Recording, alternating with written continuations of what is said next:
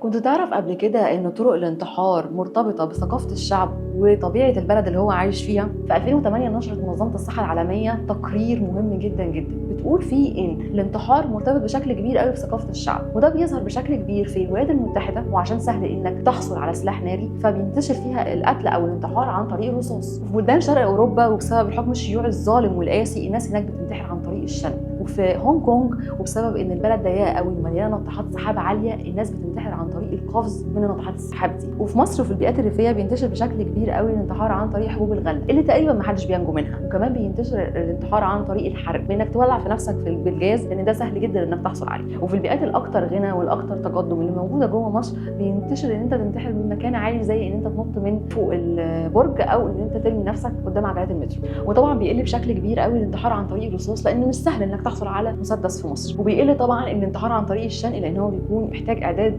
مخطط ومسبق بشكل كبير قوي. وعشان كده ارجوك ما تاخدش اي محاوله للانتحار او فكره انتحاريه بيقولها لك اي حد باستهانه، لان هي ممكن فعلا تكون خطه هو بيحاول ينفذها وهينفذها.